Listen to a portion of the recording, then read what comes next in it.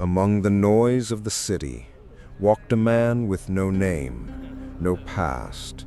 They never saw him, just a shadow wandering through the crowd, a madman, or so they thought.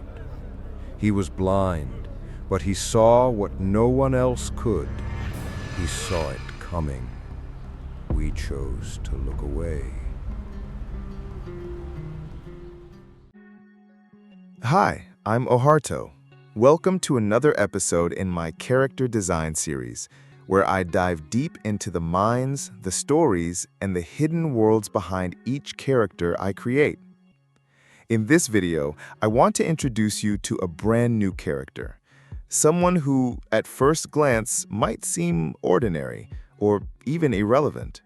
But in reality, this figure holds a vital place in the heart of my story. From the very beginning, I imagined this character as someone mysterious, a person overlooked by society, someone the world doesn't bother to notice. But beneath that forgettable appearance, a dangerous truth is buried. A secret so heavy it could shift the fate of the entire narrative. That contrast fascinated me, a ridiculous, almost pitiful outer shell, hiding a mind twisted with knowledge, loss, and possibly even madness. So I designed him as a homeless man, a wanderer who roams the alleyways of the city, muttering to himself, sometimes under his breath, sometimes loud enough to startle the passers-by. People call him crazy because it's easier than trying to understand him, but no one really knows what he's whispering about. Is he talking about the end of the world? Is he warning someone? Or maybe remembering something no one else can? Visually, he stands out, unnaturally tall, but with a hunched back that makes his silhouette both eerie and sorrowful. It's like his height once gave him presence, but now his posture tells a different story, one of weariness, isolation, and burden. His past is a complete mystery. No one knows who he is, where he came from, or what led him to this state. All we know is this: he carries knowledge, forbidden, ancient, or maybe divine, that shattered his sanity, a mind broken by what it once understood.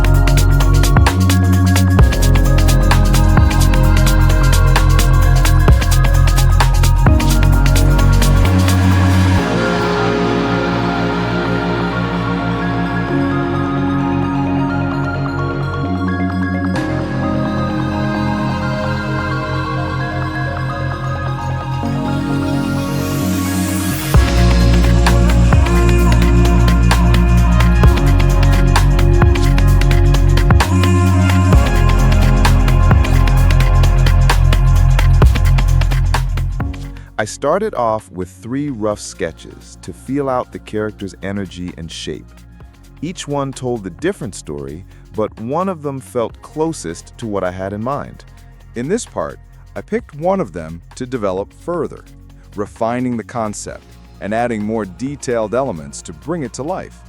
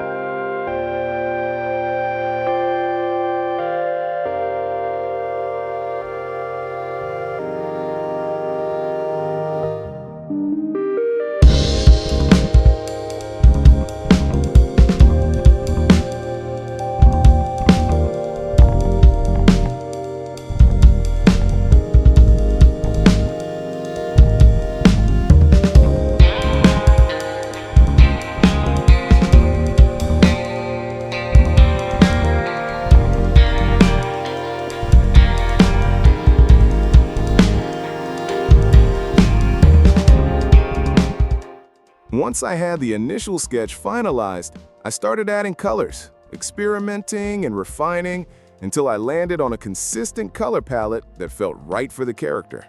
I went with a muted, desaturated palette, grays, browns, and a sickly green hue. Colors that could reflect the lifelessness of his world and show how disconnected he is from desire, hope, or belonging. As I worked on his face, a new idea struck me. What if he's blind? Not blind in the typical sense, but someone who sees more than ordinary people, just not with his eyes.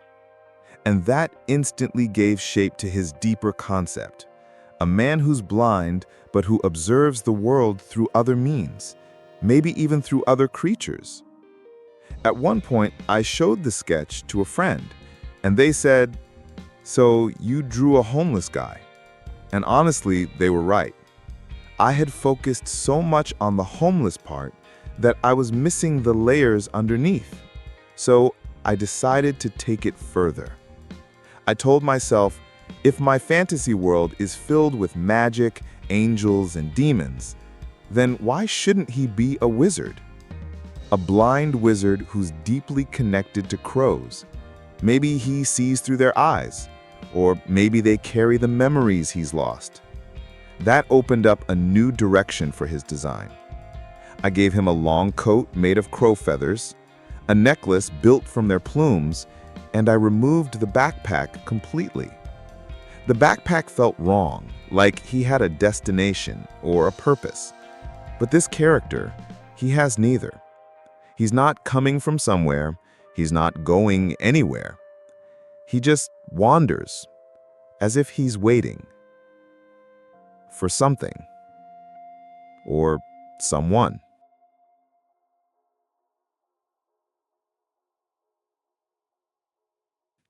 Next, I explored different thumbnails to figure out his presence, mood, and pose. I wanted to show how isolated he is, how out of place he feels in the world around him, like he's carrying something inside that no one else could ever understand.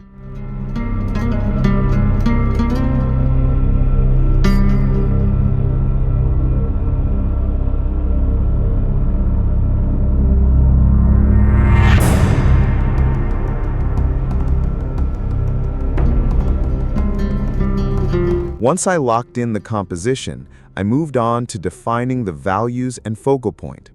I used contrast to guide the eye, making sure the emotion stays clear and centered.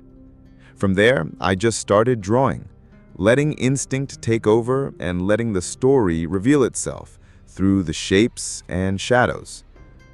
You'll see the final result of the design at the end of this video.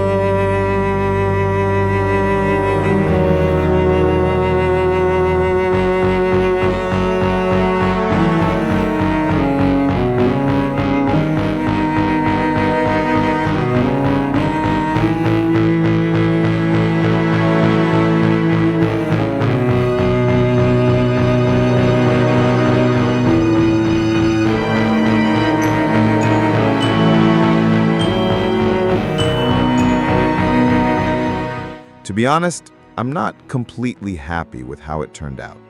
It's not bad, but I know there's more I could have done. Still, it's a solid first version of this character, and it means a lot to me. If you enjoyed this video, don't forget to like and leave a comment. And if you want to follow more of my characters and their stories, make sure to subscribe.